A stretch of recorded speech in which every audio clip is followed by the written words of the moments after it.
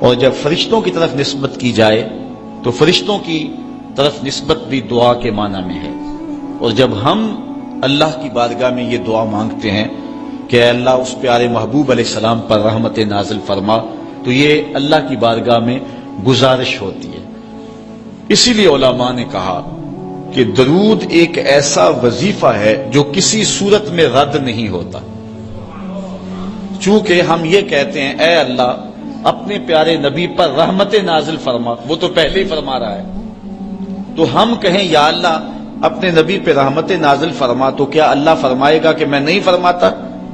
اس لیے یہ ہو ہی نہیں سکتا۔ علماء کہتے ہیں کہ جو درود ہے وہ بہر صورت قبول ہوتا ہے۔ اس لیے حضرت عمر رضی اللہ تعالیٰ عنہ فرماتے ہیں کہ دعا کو درود کے ساتھ جوڑ لو، درود تو قبول ہونا ہی ہونا ہے، تمہاری دعا بھی قبول ہو جائے گی۔ چونکہ اللہ تعالیٰ جل شانہ کی یہ شان نہیں ہے کہ بعض کو قبول کر لے اور بعض کو ترک کر دے۔ ہماری فقہ کا بھی مسئلہ ہے، اگر آپ نے کسی سے سودا لیا ہے، اس میں کوئی ردی چیز آ گئی اور کچھ صحیح آ گئی ہے، اب یہ نہیں آپ کر سکتے کہ جو صحیح ہے وہ رکھ لیں اور ردی واپس کر دیں، یا تو وہ صحیح کے ساتھ ردی بھی قبول کرنا پڑے گی اور یا پھر جو ہے وہ صحیح بھی واپس کرنا پڑے گی۔ یہ نہیں ہوگا کہ مرضی کی رکھ لی اور مرضی کی واپس کر لی، یا سارا سودا قبول کرنا پڑے گا یا سارا سودا واپس کرنا پڑے گا۔ تو اللہ تعالیٰ جل شانہ کے حضور جب درود کے ساتھ دعا مانگی جائے تو پھر اللہ تعالیٰ جل شانہ اس دعا کو چھانٹ کے الگ نہیں کرتا کہ میں نے یہ نہیں قبول کرنی، درود کے ساتھ جو مانگی ہوئی دعا ہے اللہ وہ بھی مستجاب فرما لیتا ہے، وہ بھی قبول فرما لیتا ہے۔ درود پاک وہ بابرکت عمل ہے کہ جو اہل ایمان کو تعلیم دیا گیا۔ علماء نے لکھا کہ زندگی میں ایک مرتبہ درود شریف پڑھنا فرض ہے،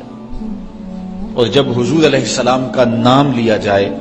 اس وقت درود پڑھنا واجب ہے۔ اس کے علاوہ بھی وجوب کے اور بہت سارے مقامات علماء نے بیان کیے، اور نمایاں 40 مقامات علماء نے بیان کیے جہاں درود شریف پڑھنا مستحب ہے، لیکن بعض مقامات پہ درود شریف پڑھنا مکروہ بھی ہے، جس کا باتھ روم اور اس قبیل کے اور مقامات اور جگہیں اور جو ہے وہ احوال ایسے ہیں جہاں درود شریف نہیں پڑھا جائے گا۔ باقی درود شریف وہ بابرکت وظیفہ ہے، وہ مقبول بارگاہ عمل ہے کہ جس کو جتنی بار مرضی پڑھو، ایک تو طبیعت میں اکتاہٹ نہیں ہوتی، انسان تھکتا نہیں، اور دوسرا اس عمل کی برکتیں اتنی ہیں، اس کا ثواب اتنا ہے کہ حضور نبی رحمت صلی اللہ علیہ وسلم کا فرمان حضرت ابو ہریرہ رضی اللہ تعالی عنہ سے سماعت کر لیجئے کہ حضور علیہ السلام نے ارشاد فرمایا من صلی علیہ صلاۃ واحدۃ صلی اللہ علیہ عشرا، جو میرے اوپر ایک مرتبہ درود پڑھتا ہے اللہ تعالیٰ اس پہ 10 رحمتوں کا نزول فرماتا ہے۔ یہ اس بابرکت وظیفے کا نتیجہ ہے جو بندہ مومن کو نصیب کر دیا جاتا ہے۔ دوسری روایت حضرت انس بن مالک رضی اللہ تعالی عنہ سے مروی ہے ان النبی صلی اللہ علیہ وسلم قال من ذکرت عنده فلیصلی علی ومن صلی علی مرۃ صلی اللہ علیہ بها عشرا۔ حضور نے فرمایا کہ جس شخص کے سامنے میرا ذکر کیا جائے اس کو میرے پہ درود پڑھنا چاہیے،